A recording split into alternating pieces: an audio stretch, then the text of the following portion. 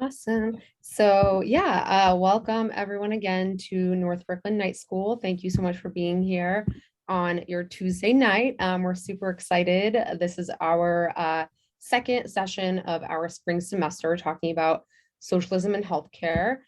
Very crucial core topic for us to understand and to discuss. And to give a little bit of context to people who are new, first of all, if you're joining for the first time, if you're new to DSA, if you're not a member yet, welcome, welcome. Thank you so much for being here. And yeah, just wanted to give a little bit of an overview about night school, why we do it, what it means, before I hand it over to Doug. So a few of us here on the call are part of the political ed committee in North Brooklyn.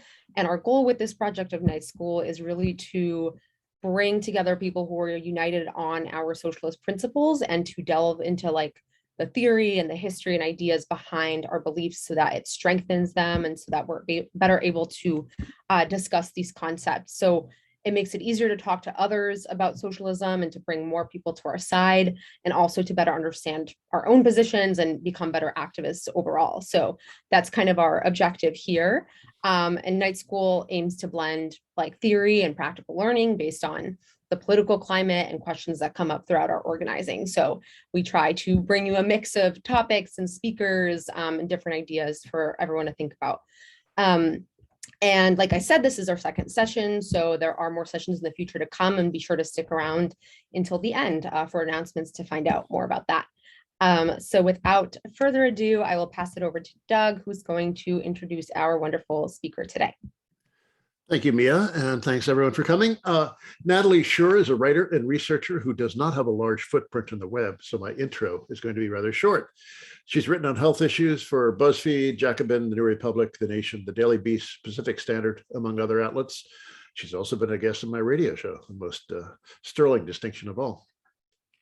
According to her website, Natalie is also the head researcher for Adam Ruins Everything, a series on True TV, hosted by an investigative comedian named Anna Conover. I hope she peppers tonight's presentation with some TV quality jokes. Here's Natalie Shure. Thank you so much for having me. I'm so excited to be here. I am a member of DSA here in Boston, which is where I'm based. So it's a much smaller chapter, but so nice to see and meet all of you. And I really appreciate being here to talk about healthcare, a part of American life that is notoriously going great. So I'm looking forward to speaking about it today. I will be sharing my screen, which I've never done before. So please forgive me if it doesn't turn out perfectly. But I actually will start with a spiel and then open the PowerPoint. So you'll have to hold off your comments about whether I'm doing it right for another minute or two. American healthcare, as you may know, is really awful in practitioners, for people's families. There are a lot of ways to intersect with the healthcare system in ways that won't end well for you. And a lot of people might ask, how exactly did we end up with this system? Who designed it this way? And the answer to that question is that no one really did. Basically, the healthcare system that we have now, it was born during World War II, for all intents and purposes. In the United States, there were wage controls to protect the war effort, to protect production. And so unions and workers began negotiating on benefits instead. And so by the end of the war, we had a pretty considerable system of employer-based health insurance that we have today, which they continued to build on over time. If you compare this to the UK, they ended up with something completely different. Basically, early in the war, a lot of people were moved out of London, a lot meaning, massive portions of the city of London. I think something like 500,000 of people were evacuated from the city, landed in areas around it. the government basically had to move quickly to centrally plan a healthcare system to not only treat civilians and, in some cases, soldiers who are getting hurt, but also just to have a functioning healthcare system. And these new villages they basically had to create from scratch when so many people moved out. And then at the end of the war, they had basically inadvertently created the NHS, which is probably the most socialized healthcare system in Europe, in high-income nations, where all of the physicians are public employees, all the nurses are public employees. So a fully socialized system versus what they have in Canada, which is, privately employed physicians, private hospitals, paid for with, public money. So after the war, 1945, there is a pretty significant push for, something close to what we now think of as single payer. This was a hallmark of Truman's election campaign after he became president after FDR died, and then reran and won, very surprisingly, in 1948, had run on single payer healthcare. There was a push. There was also a massive lobbying campaign against it. At the time, it was the most extensive lobbying effort that had happened yet in American history, led by the American Medical Association, what would become the American Hospital Association, and some, early versions of what would become Big Pharma, teamed up to basically try to squash national health insurance. So it died, and the system that had already been building up throughout the war, the employer-sponsored healthcare system, stayed. A lot of unions were pretty strong in the World War II era and slightly beyond. And so they were able to negotiate things like, somewhat better benefits or benefits for family members. And so more and more people basically got inducted into this private health insurance system. Of course, there are still problems. It's harder and harder to insure older and sicker people. There are a lot of retiree benefits for people who were in unions, but unions are really struggling to pay for them in a lot of cases. Family members are struggling to pay for older relatives and children at the same time. Poor people are, largely shut out at all. People who work low-wage jobs, same way that we see today.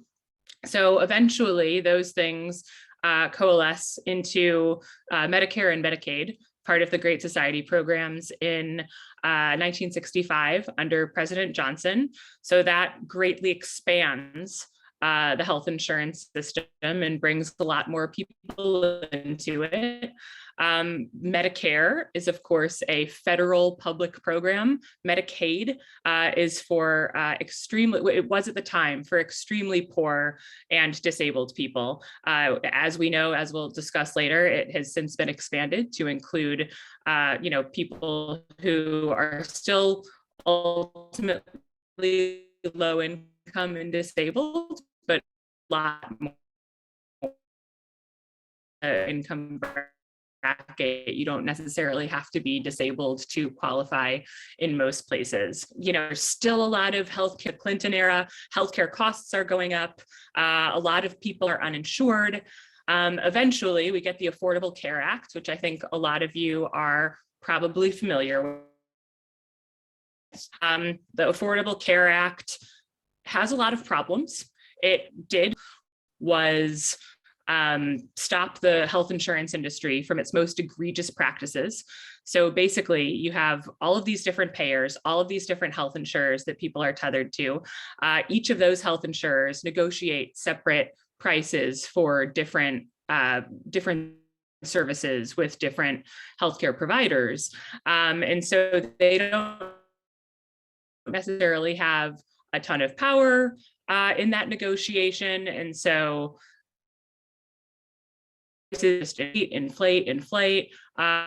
Obviously, health insurers are very nefarious actors in their own right. They are trying to keep as much profit as they can. They can for care. So all of these problems blow up of egregious things. They are forbidden suddenly from not taking on a patient who has a pre-existing condition. This is probably the most famous achievement of the Affordable Care Act. They are not allowed to charge egregiously different sums for people who have pre-existing condition, have a similar, the same area who is the same age. So they can change price by age, which can be a huge problem, but is better than what came before it. And of course, there is the Medicaid expansion. Suddenly the Medicaid program gets a lot bigger, and anyone making below around 130% of the federal poverty line is theoretically qualified for Medicaid now. As we know, there was later a Supreme Court case that stopped that from being expanded in every single state, and there's still battles on that coming down the pike and still happening now. And there was also a system created that provided subsidies for people with, a lot of, provided subsidies for anyone making below around 154% of the federal poverty line, so that they could buy insurance if it wasn't provided through their job, if they didn't have employee-sponsored insurance, so that they could get insurance outside of work and not have it be completely bankrupting. So those were good things, but there are still a lot of problems. Natalie, sorry to interrupt. We're kind of losing you like in and out for a second. Maybe if you turn off your camera, it might be a little smoother. Okay, sure. Sorry about that. No worries. Okay, hopefully this should work better.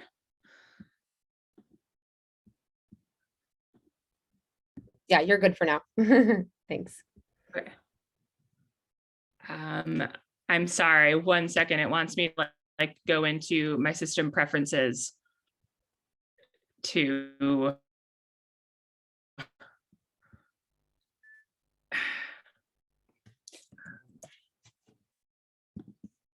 no one can see my screen right now, right? Nope. Okay.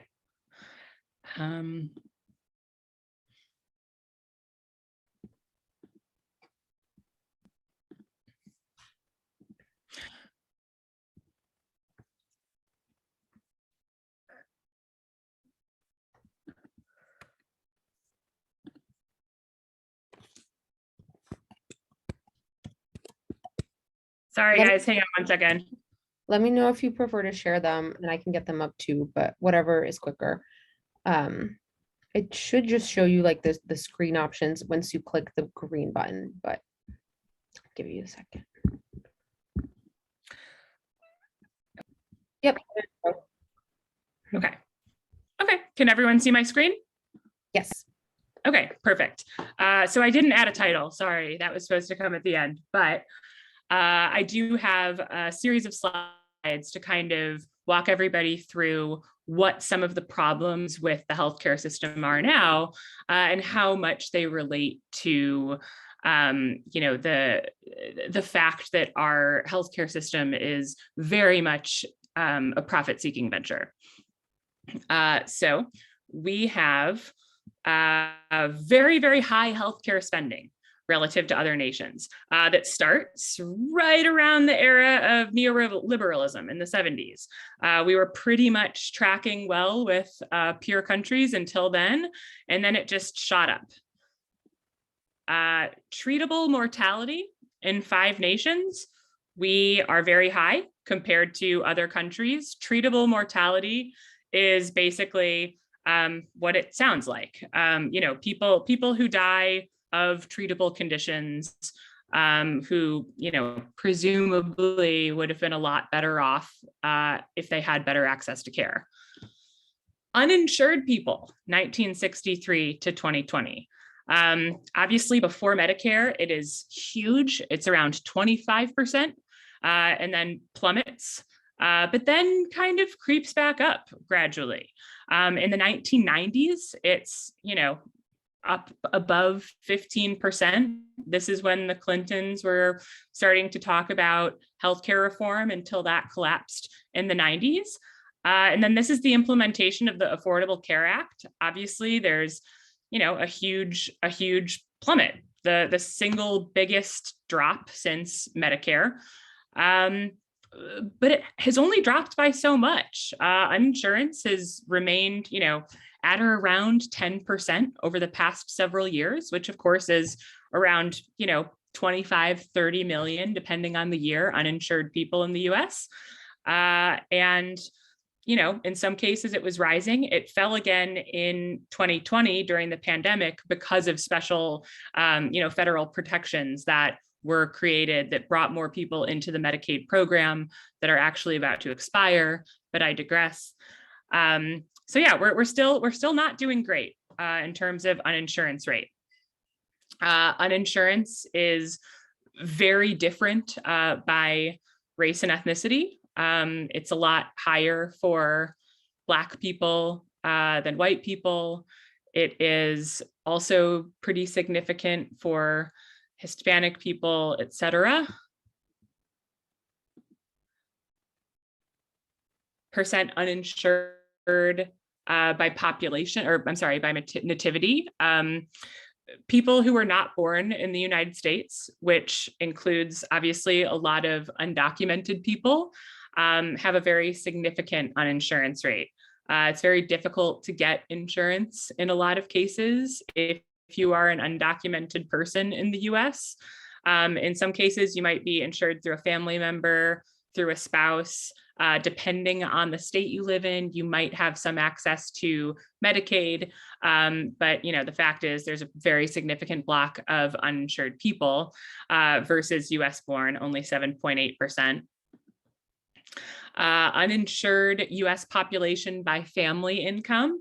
I don't think it will surprise anybody to know that there is a very strong correlation between uninsurance and poverty. So the wealthier you are, the more likely you are to have insurance. So there's not just uninsurance. Uninsurance is very obvious. In the United States, there's also something called underinsurance, which is when you have insurance, but you can't afford to use it. So that means that you have a very high deductible, you have, high co-pays, you have high co-insurance.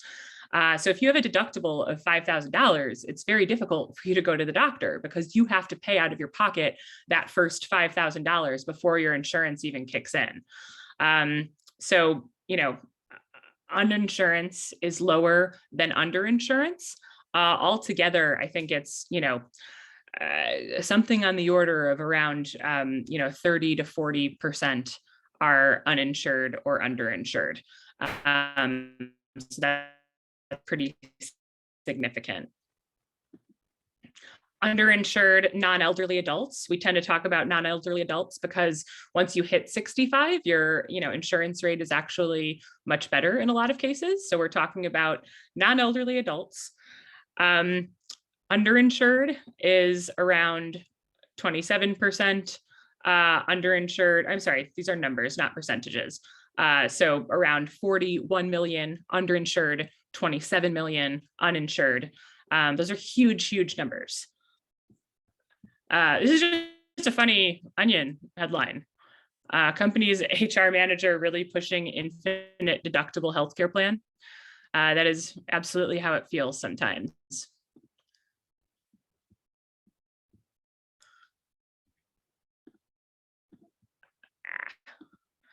Sorry, I just wanted to check the chat to make sure that everyone could hear me and I wasn't bleeping out.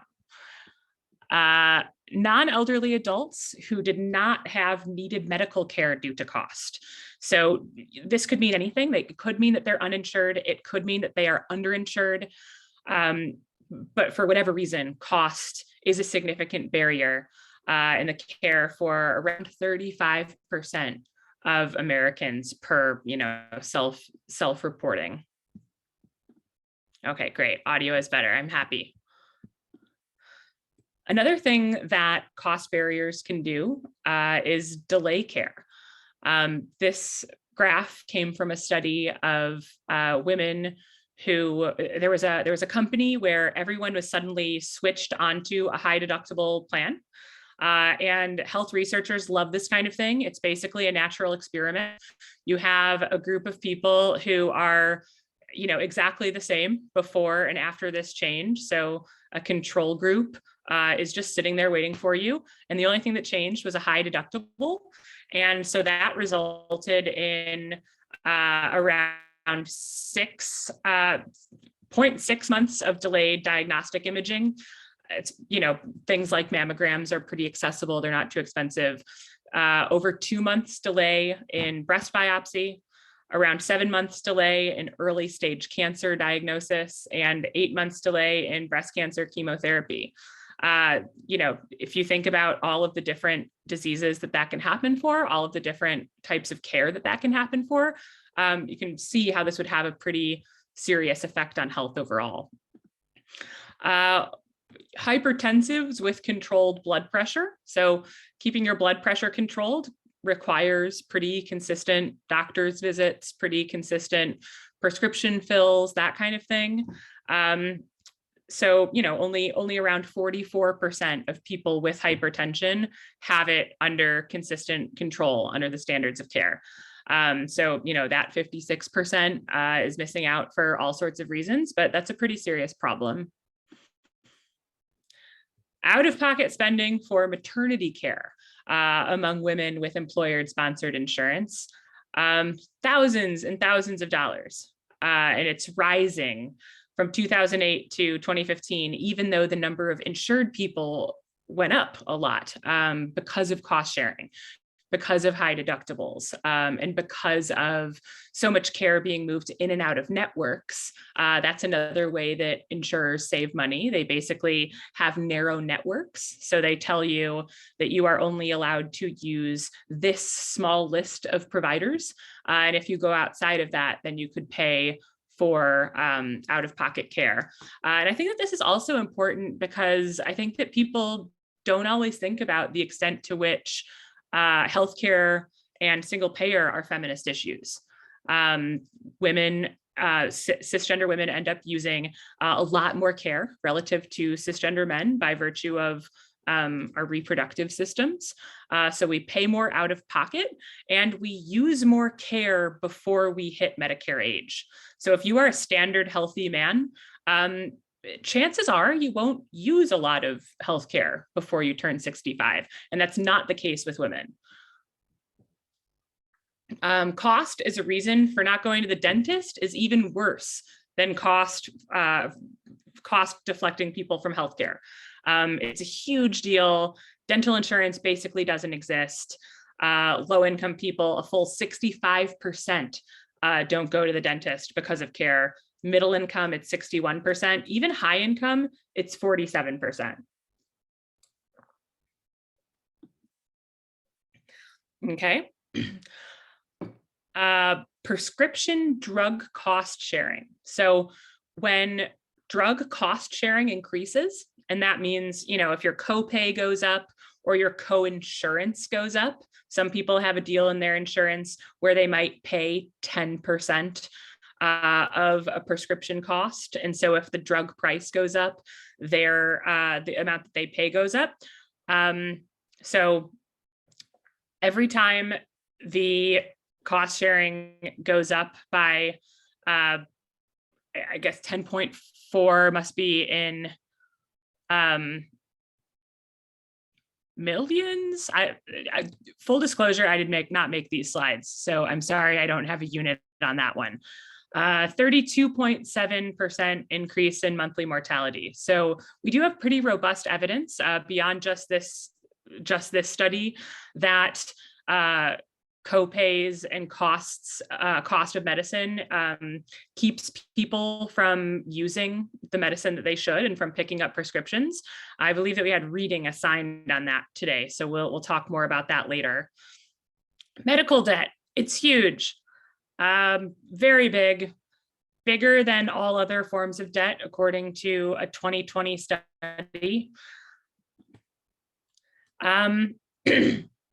There's also been a lot of secret shopper studies that show that Medicaid patients aren't necessarily treated the way that they should be. So even if you have Medicaid on paper, and that means that, you know, providers are supposed to accept you as a new patient, there is a lot of evidence that, you know, providers prefer privately insured patients who have higher reimbursement rates, who probably have fewer health problems, the way that, you know, health intersects with income.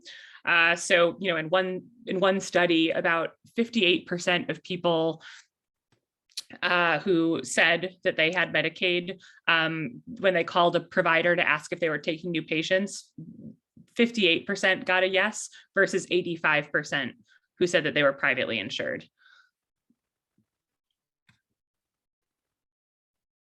Another huge thing, I think that this is the most underrated argument for single payer, is the fact that in our system, a multi-payer system that is so profit driven, there are so many different payers and so many different providers that they all basically have to negotiate with each other.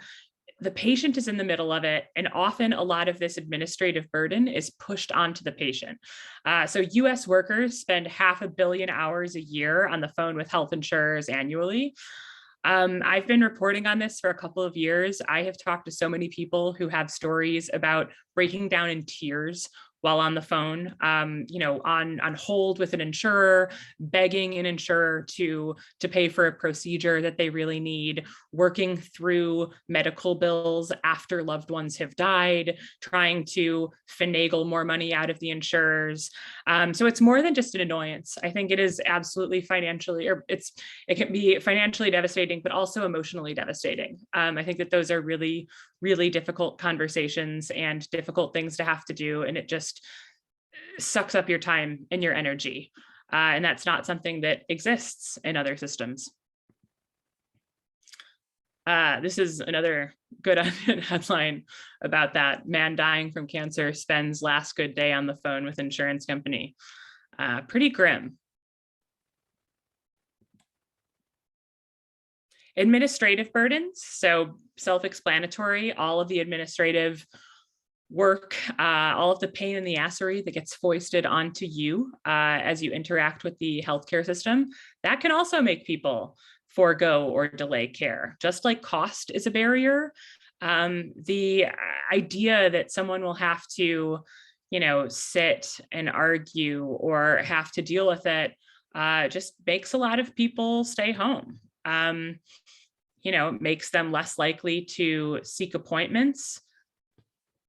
It makes them less likely to, you know, like any administrative task deflects them from doing this. It's a big deal. Administrative spending is also going up.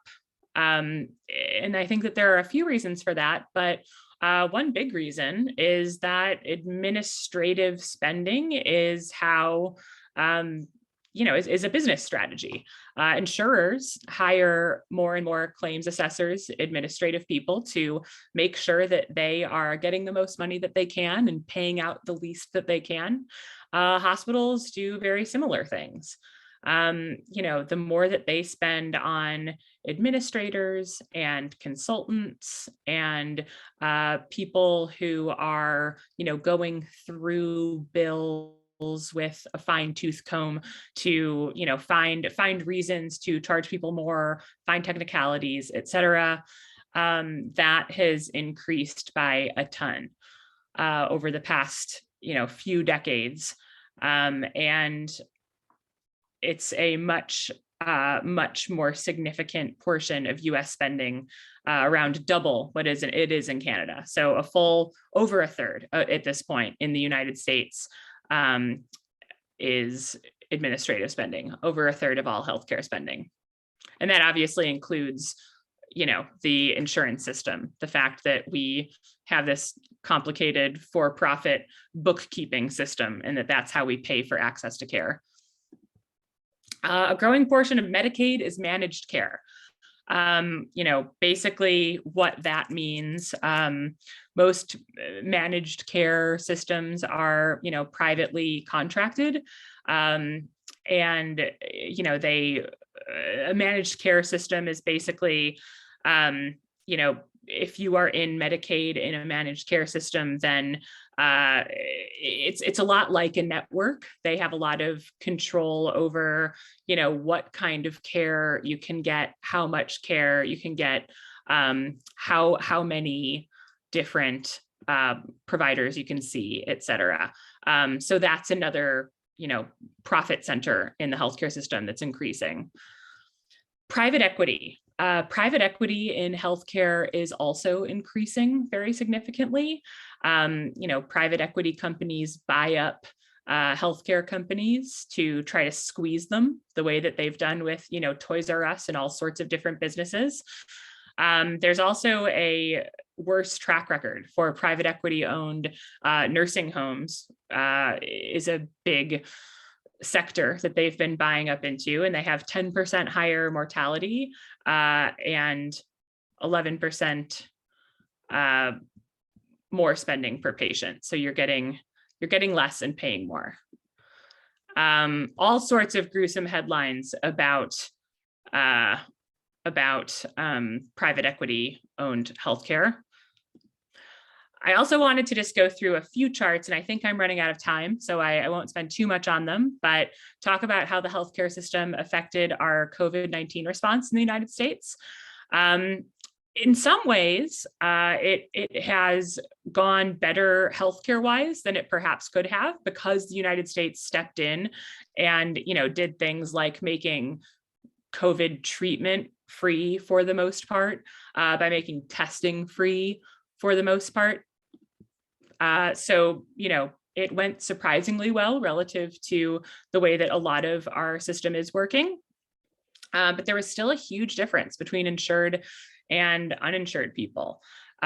Fewer uninsured people got tested.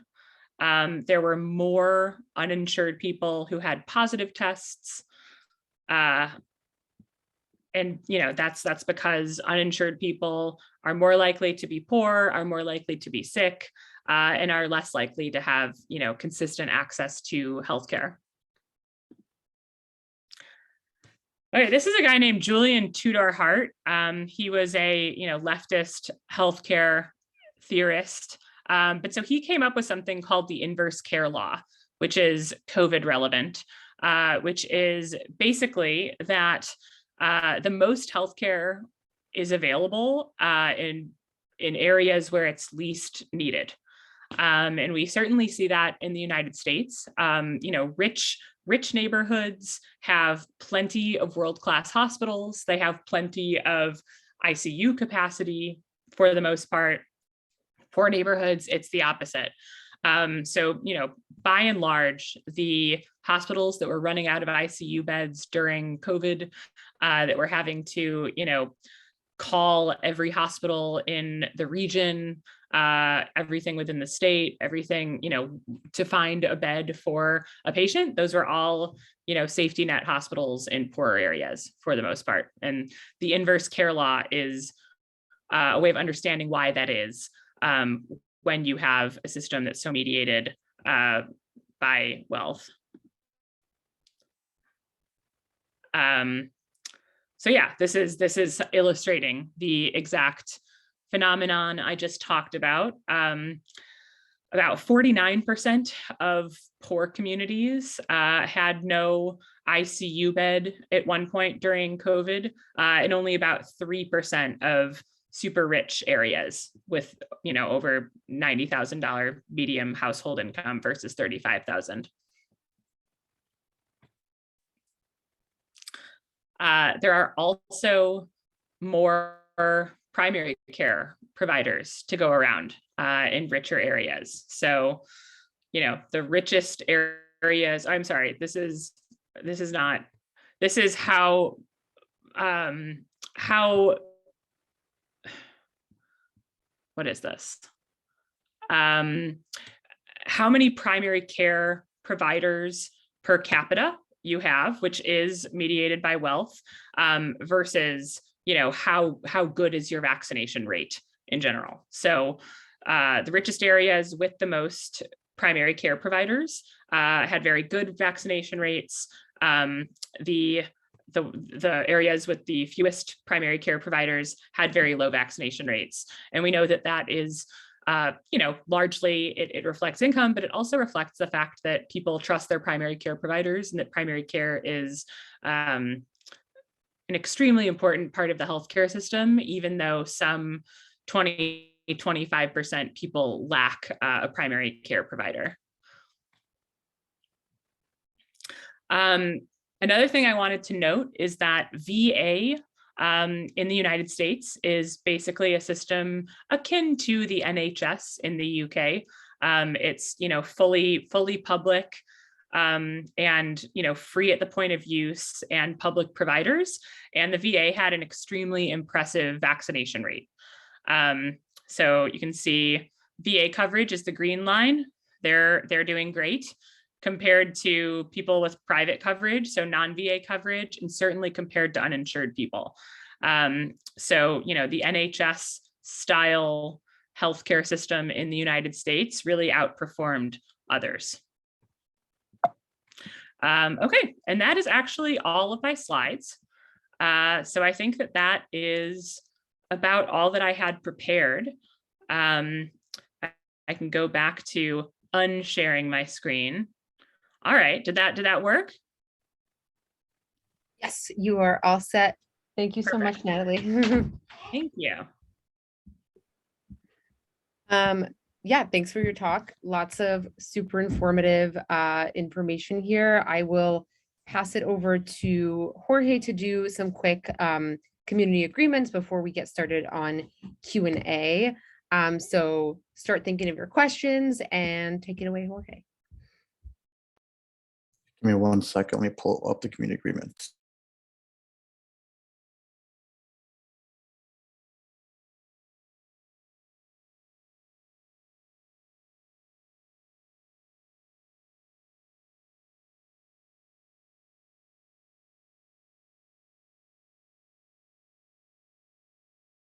Hi, everyone. So, for some reason, my camera's off.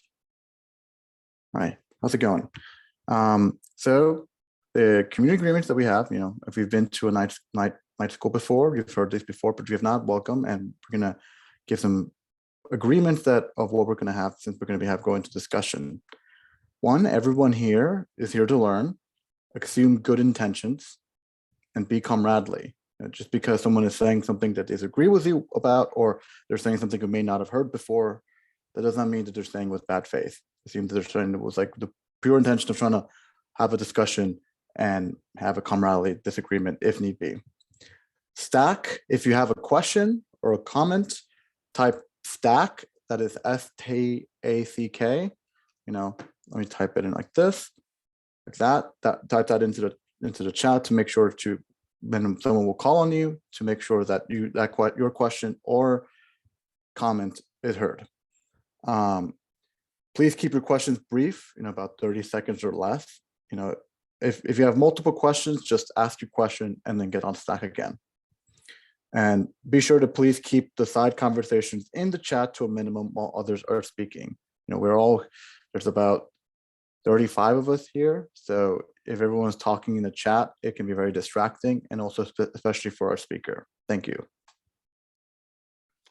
Oh, by the way, I will be keeping time, so I will put a clock in the chat if people are getting over 2 minutes. And so please try not to evoke the clock.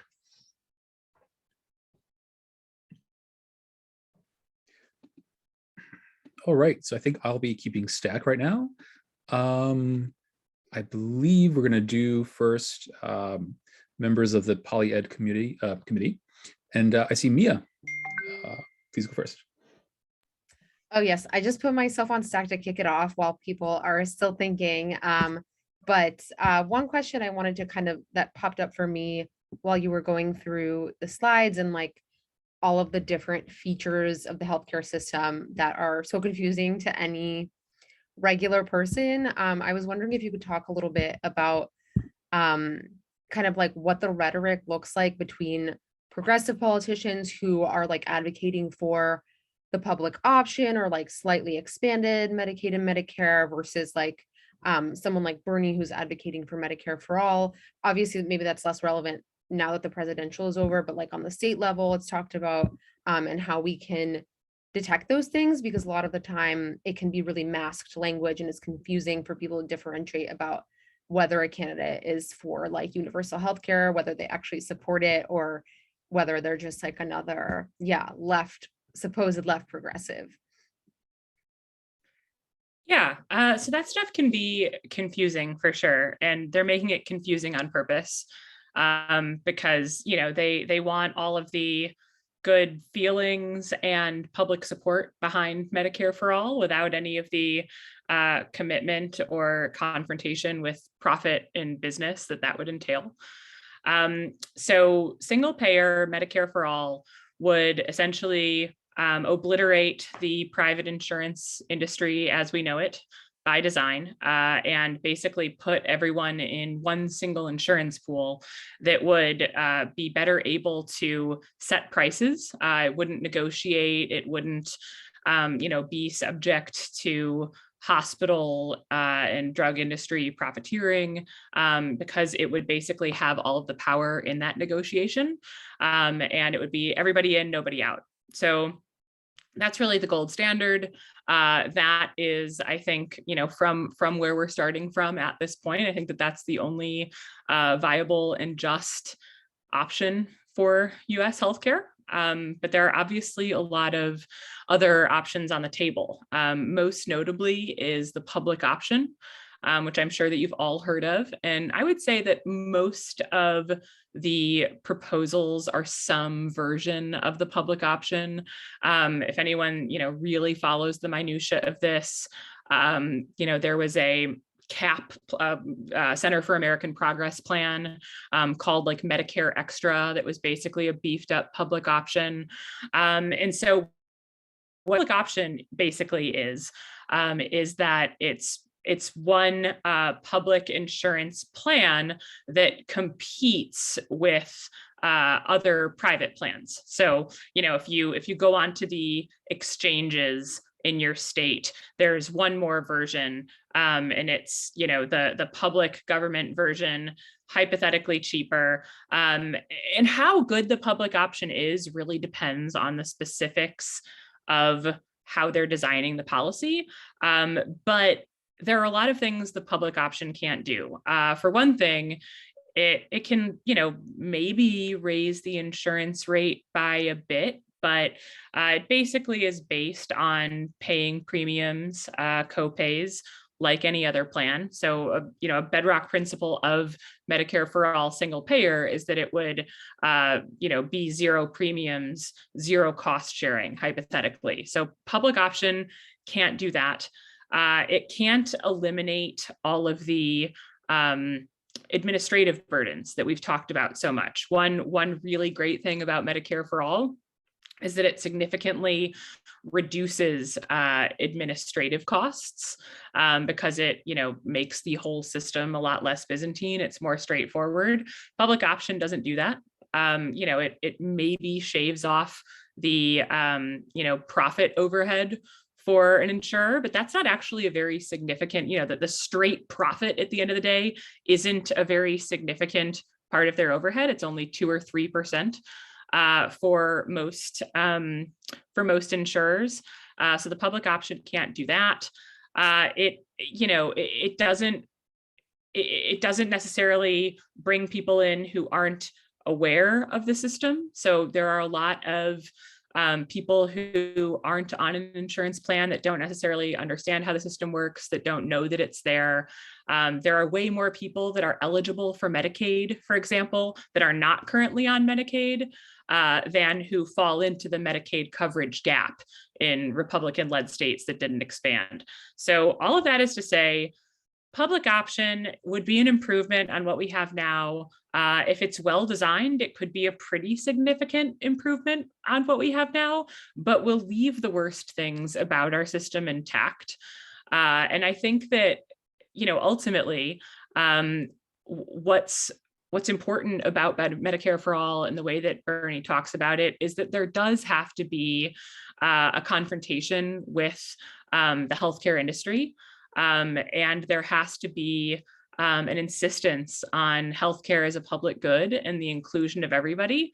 And anyone who tries to, maintain aspects of the system along those lines, anyone who wants to, propose healthcare reform that doesn't fundamentally overhaul or confront those problems with it, I just don't think that person is leading us toward what we want to be led toward. Thank you. Thank you, Natalie. Next, we have Carrington.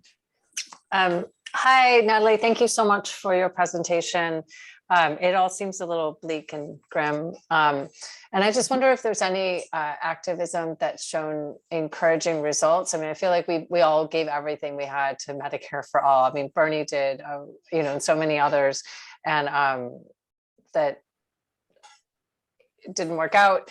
I mean, not that we'll continue to fight, of course, but I just wonder if there are any success stories you can share where activists actually were able to make any positive advances towards a more less barbaric healthcare system.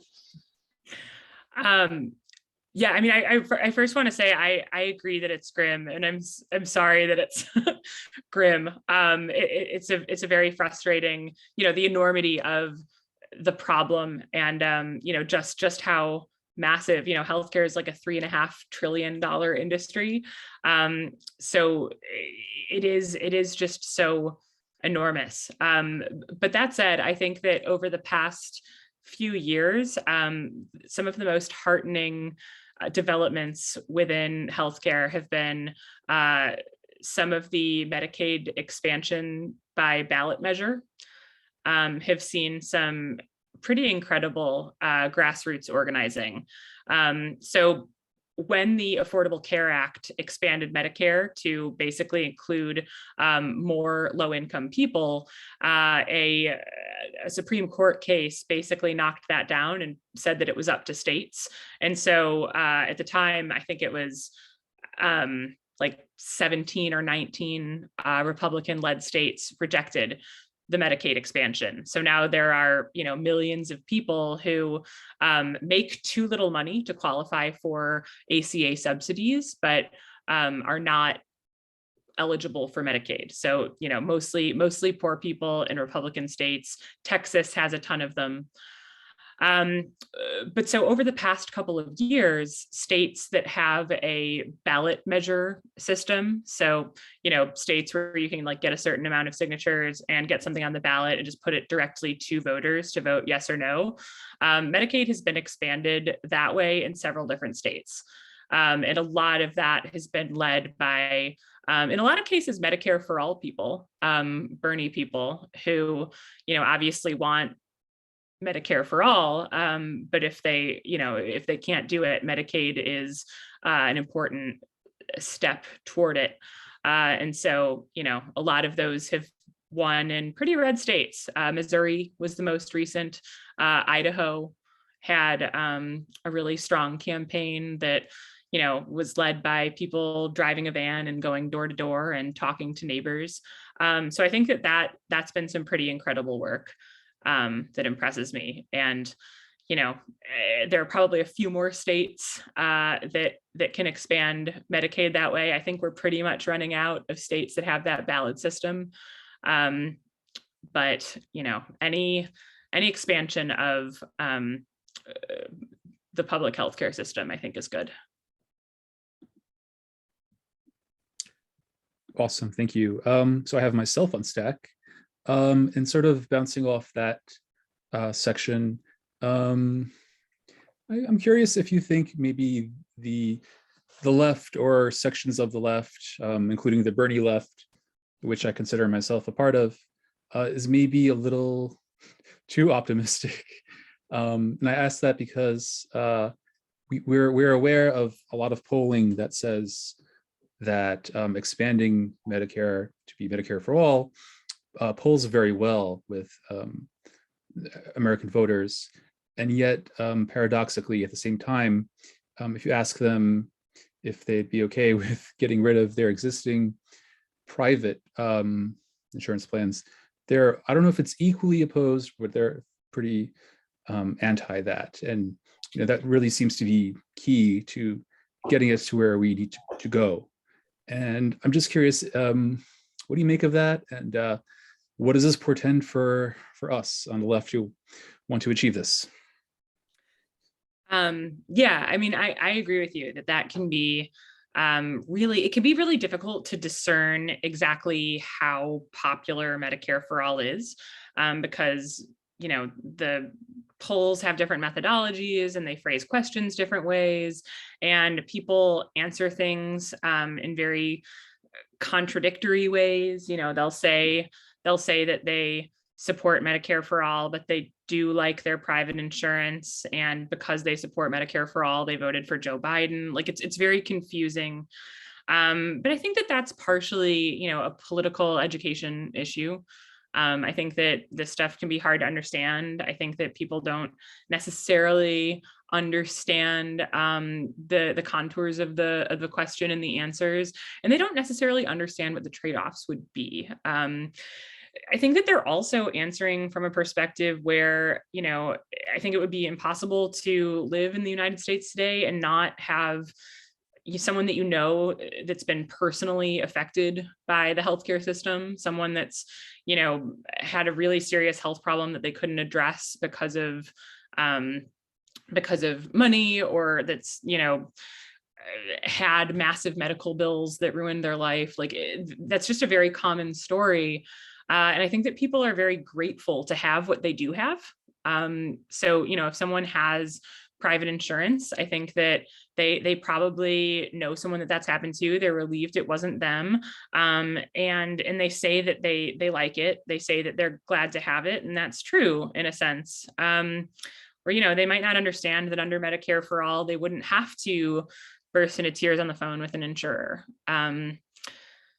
So yeah, I mean, I think it's difficult, and I do think that sometimes people on the left can be too rosy about how popular it is, or even if it is popular, like exactly how mobilizing it is. I mean, it's certainly, I think, like more mobilizing than any other core left demand that I'm aware of right now. But I think we have to be realistic about how much power we have and the extent to which everyone agrees with us. But I think that's a job for political education. That's a reason to organize and to build power. Ultimately, there's not a better alternative than this one. So, knock on wood. And just really quickly, Natalie, it seems like your audio is pretty good. If you want to try going back on camera so we can see you, and we can let you know if it's fuzzy again. Okay. Sounds good. Hello. All right, thank you. Next we have Panayotis. Yep. Can you hear me? Okay. So I was looking at all those crazy cost trends and all the craziness that's it's been happening for decades with this private system that we have, and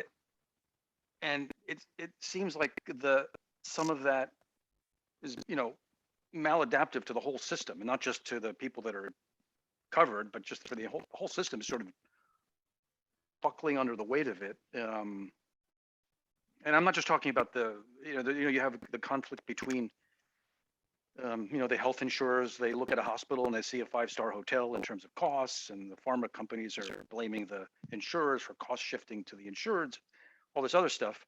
But I mean, and even if you put that aside, I mean, and the politicians on both sides like to blame all those. I mean, they're very happy to hate on all those parties. So, and maybe that's all theater.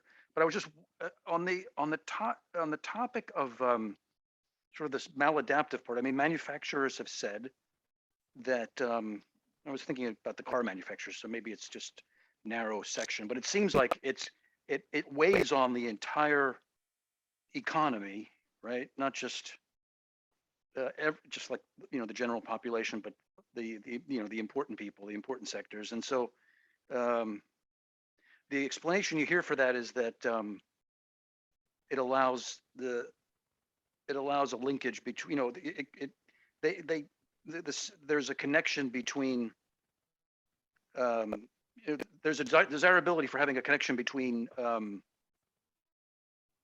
having a job and having insurance. In other words, that's somehow an important consideration despite the economic costs. Is there something to that? I mean, I just don't recall Bernie mentioning it among all his reasons during the last, and maybe he did, and maybe I missed it. But if that's something that's should be put out there, is that, look, if you have linking your job, I don't want to go over the 2 minutes here, but I think people get it, right? Linking your job to having insurance, is there something to that as a reason for keeping it the way it is, notwithstanding the huge cost on the system itself? I don't know how clear I was, but anyway. So yeah, I'm sorry, I turned my camera off. I didn't know if it was my connection or yours, where I didn't quite hear the beginning of the conversation or the question, but it sounds like you're asking about like the business case. Yeah, the business case, or just the idea that the powers that be, I don't know what to call it, they like the fact that that in order to have insurance, you need to have a job. And if you want to keep your insurance, you have to keep your job. And, you know, it's sort of disciplinary in a sense, I guess. Is there something to that? Yeah, I mean, I think that that's certainly part of it. That's something that people talk about, that, you know, bosses like the fact that, you know, maybe you are going to be a little more docile, because if you lose your job, you don't just lose income, you lose your access to the healthcare system. I think also, you know, more and more unions are coming to support Medicare for All, but that's been a problem in recent years too, that a lot of the organized labor movement isn't necessarily fully behind single payer. And that's partially because, you know, they've spent all of this time and effort negotiating these plans. They feel like that's what they have to offer, that they don't want to give that up now. Those things are hard won, et cetera. So I think that, you know, that dynamic can work that way in both directions. There is a lot of debate within the single payer movement about, you know, there's a growing cohort of people who really emphasize, you know, the business case for single payer, the fact that, you know, healthcare costs are so high that we can get CEOs and business owners on our side too. And politically, it's one of those things where, like, there's maybe something to that argument in some cases, but, you know, ultimately, I think the fight for single payer and for health justice is a class war, and that's what it's going to require. And that, you know, to whatever limited extent some business owners might be interested in cutting their healthcare cost, ultimately our interests will diverge from them. So, you know, I think that to answer your question, I do think that, you know, there are a few labor issues at play when it comes to the status quo and healthcare. Awesome, thank you. Next we have Gwyn. Hi, lovely presentation, by the way. I'm loving hearing all of your answers to these awesome questions. My question is more of a strategy type question than specifically about like the specifics of these different styles of healthcare. So I was curious if you have tips on, say, like I'm an organizer myself, right? So I might be talking with somebody about healthcare, or I might be talking with somebody about something else. And healthcare is such a personal an emotional issue, as I'm sure we all know.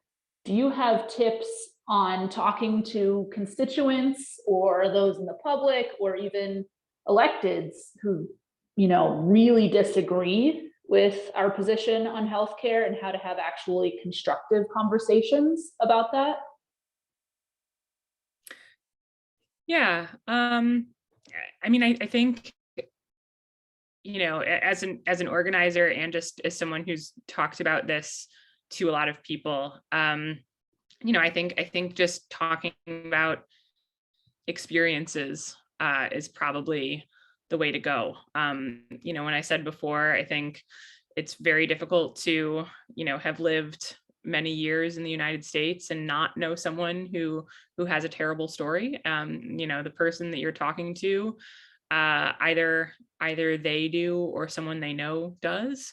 And I found, you know, during canvassing for Medicare for All stuff, I've personally found that people are pretty willing to talk about that kind of thing. I found that as a reporter too. You know, I think people are pretty willing to tell their stories and to share things. And I think that, you know, it's not necessarily immediately obvious to people why and how the things that have been difficult for them or the things that are terrible about the healthcare system. Because the thing with Medicare for, like, some of Bernie's stuff, like people, it might not be something that people actually want to, you know, have higher taxes, et cetera. Like, I think people understand why the healthcare system is bad. Like, it's not hard to convince someone of the bad things about it. I think that they think that the alternatives could be worse, helping them draw lines between, you know, that thing that sucks about the healthcare system, kind of, you know, try to make the sale after that.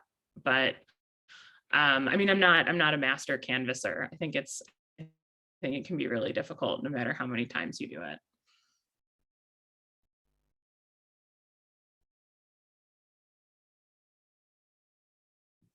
Yeah.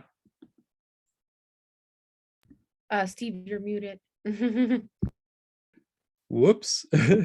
Apologies. There's one person on Stack, and I'd encourage anyone else who has any other questions to add themselves there. If not, we'll go to Doug. Thank you. What should we do, or could we do, about the likes of Massachusetts General Hospital, these huge and very rich institutions that provide great care, but mostly for the very well-off or well-insured? They prosper while urban and rural hospitals that serve the poor can barely stay afloat. Is there anything short of, like, you know, full-scale revolution that could address this issue? Yeah, I mean, that's a huge issue. It's related to the private equity issue, but, you know, also distinct from it, that you have these, like, legacy hospital institutions that act as major for-profit conglomerates. You know, Mass General is a big one here in Boston. I mean, Boston is such a healthcare town. So, you know, Brigham Women's and Beth Israel are hardly guiltless either. The one in Pittsburgh is another huge one. Having a University of Pittsburgh, their medical center is, yeah. I mean, as for what to do about it, you know, I do think that the arguments about safety net hospitals are pretty important when it comes to single payer. You know, that we want better resources allocated to community and safety net hospitals so that they're not bought up when not closed. There was a big protest a couple years ago at a hospital called Hahnemann in Philadelphia that was, you know, a safety net hospital that closed down. There were a lot of protests. They weren't able to stop the closure, but I think that political action in defense of community hospitals and providers versus strict confrontation with more profit-driven conglomerates is probably more fruitful terrain, only because it's not necessarily immediately apparent to people what the problem is with these well-performing hospitals, why you'd want to confront them. And I think ultimately, an impassioned defense of safety net providers is important. And if they had more resources, if there was more money allocated toward the parts of Medicaid that go to those programs, they would have better institutional presence in the areas that need them. So in terms of what to do, it can be difficult, but certainly that's like, I think the some of the newest like areas of growth within the healthcare industry is just branding from some of these mega institutions. Great, thank you. Jorge. Hi, I have a question about misinformation and how it ties into the healthcare industry. Basically, over the course of this pandemic with COVID, there's been a significant amount of misinformation, whether it be about vaccines, whether about the existence of COVID at all, whether like it has to talk, whether COVID is as deadly or as concerning as a problem as it is. And there's a lot of issues, but a lot of misinformation regarding that. How has the U.S. Like the history of the U.S. in terms of like the way that our healthcare system is set up and the funding for that, not just out of curiosity, if you knew, how does that tie into like the aspect of misinformation in terms of healthcare funding? Because it just kind of like the outside looking, like the inside looking to the rest of the world, it seems like we are inventing a lot of the COVID misinformation and exporting that to other countries. So how does that tie into, say, one, misinformation regarding COVID and the way how that's tied to healthcare spending, but also, how it's played out historically as well, if you know. Thank you. It's a really interesting question. I haven't thought specifically too much about misinformation in general and its relationship to the history of healthcare reform and funding, and is largely tied to right-wing media, which I think is largely tied to stoking of culture war and trying to get votes for superficial things, just straightforwardly oligarchic. And then they just try to make people mad about CRT on TV. I think that like that sort of ethos in general has fueled a lot of misinformation. But I do think, as some of the slides I had suggested, I think that the most important antidote against medical misinformation is, robust primary care and access to a primary care physician. There is a lot of evidence that when it comes to vaccination, people trust their primary care provider more than anyone else. And so, the fact that so many people don't have a primary care provider and that those people are mostly poor and in poorer health, certainly means that they don't have much of an institutional relationship with the healthcare system at all. And that, that probably doesn't have a direct relationship to how much misinformation they're exposed to, but it certainly has a relationship with how effective the misinformation is. So, primary care is hugely important. I think that our system in general for all income levels should be more pivoted toward primary care instead of toward, high money specialists. And, misinformation is certainly part of that. All right, thank you. Next we have Carly.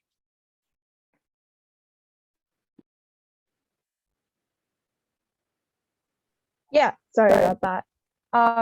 Yeah, so I obviously around here, the thing that everyone really is talking about or could be talking about is the New York Health Act.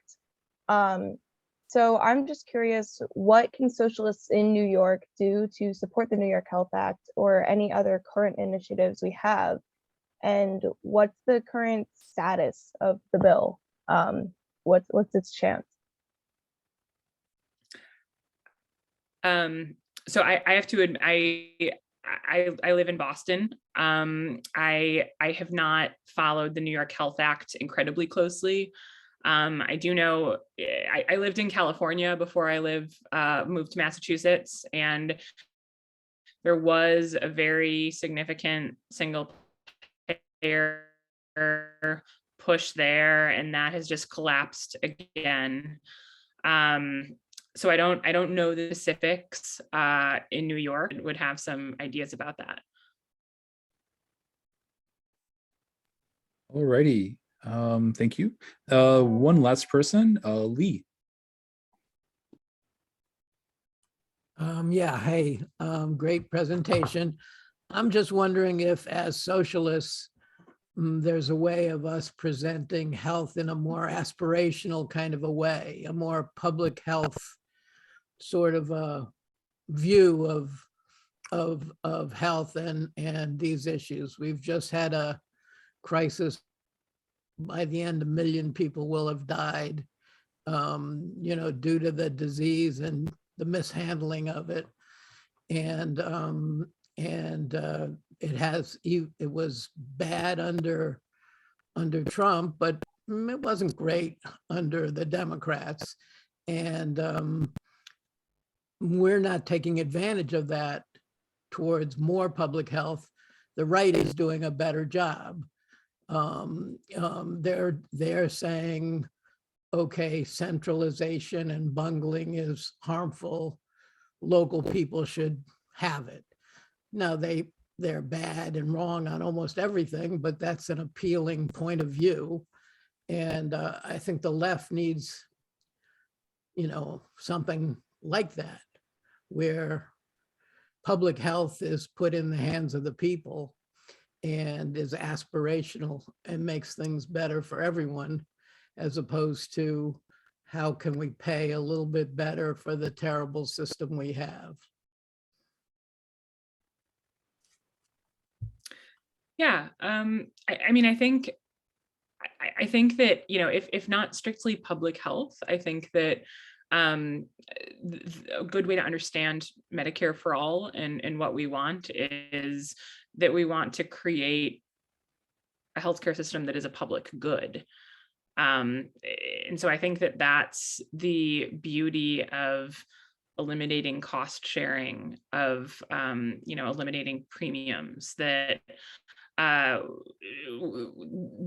so there are competing types of Medicare for All policies. The Senate and House bills are different. House bill is superior because that has something called global budgets. So it's not even paying per service. It's basically trying to give each hospital a global budget to operate with over the course of a year, so that the entire healthcare experience is more like, a fire department or a library or a school, where, they provide what they have to using the resources that they have. And, you're not going in, like, there's not a fee for service depending on how many books you check out, or, there's not finagling with a payer, even one single payer, over, how big was your house, how big was the fire, et cetera. They basically perform the services that they are supposed to. And I think that we can all say, it feels fundamentally different to, walk into a library and be able to use a library in the way that it exists than it does to use even a public hospital. So I think that there is, a lot of public spiritedness to this idea. As for, public health itself, I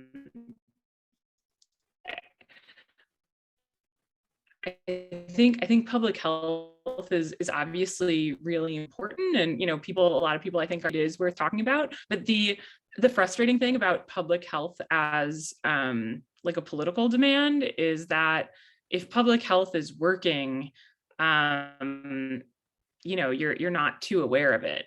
Like like in its most basic format, you have clean water, you have clean air, you have a pretty robust, immunization system and schedule, that kind of thing.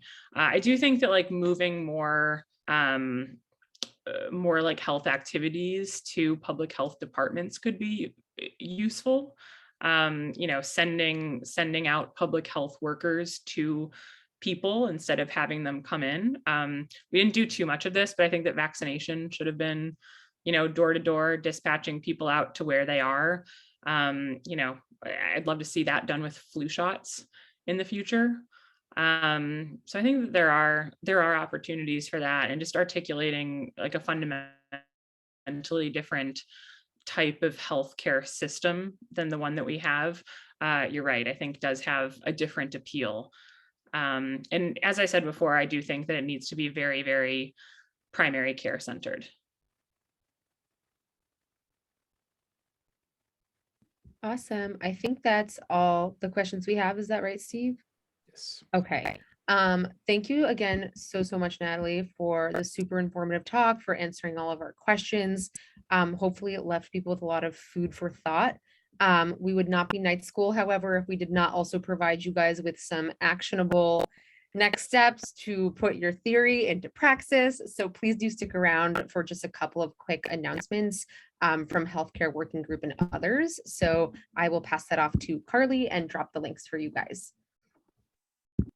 Yeah, thank you again, Natalie. So real quick, first, our next night school session is going to be on the Green New Deal and eco-socialism with Kate Aronoff. Should be a good time. Mia's giving you the link.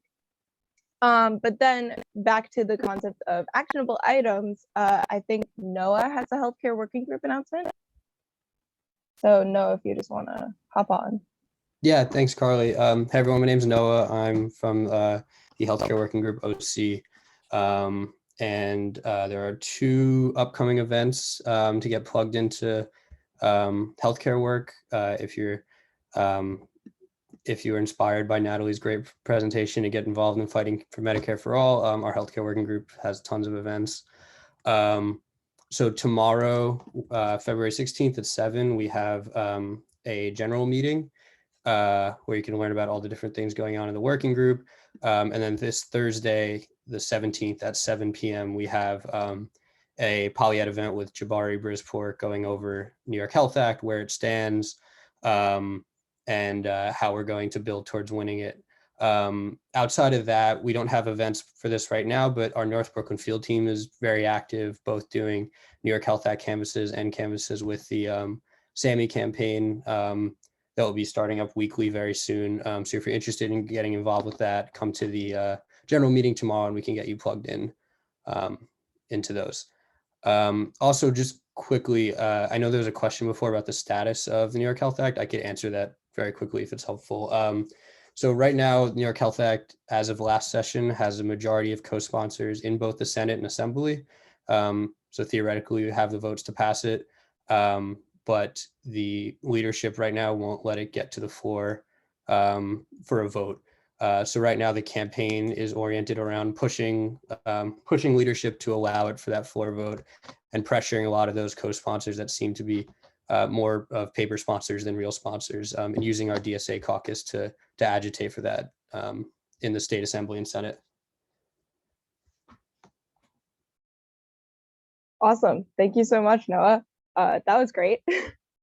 Okay, so I'm going to get back to some North Brooklyn based announcements. As per usual, you can come out and support the striking workers in Greenpoint at the United Metro Energy workers every Tuesday. It's at 500 Kingsland Avenue, and it occurs from 9 to 10 a.m. There is also a strike fund that you can donate to if for maybe you can't make it out one morning and still want to help out that day. Another fun labor event to get involved with is a Teamsters Rally. That's next Friday, the 25th at 4 p.m. at the Sunoco gas station in Williamsburg. That's not the most specific, so you can email northbrooklyn@socialists.nyc for more information. Similar, if you are a new member to North Brooklyn, you can reach out to the OC. Again, it's that email. And also, if you are a new member to North Brooklyn or DSA in general, make sure that you sign up to pay DSA dues. It helps keep the organization strong. And similarly, on a smaller level, you can sign up to pay chapter dues for the New York City chapter. So if you're already signed up as a DSA member, but you haven't signed up to pay chapter dues yet, hey, you should sign up to pay chapter dues. Awesome. And yeah, that's it. If you want to talk to the Political Education Committee, you can email us at mbk.poly.ed@socialists.nyc. Thanks. Thank you so much, everyone. Thank you, Natalie, again. Enjoy the rest of your evenings and see you at the next night school.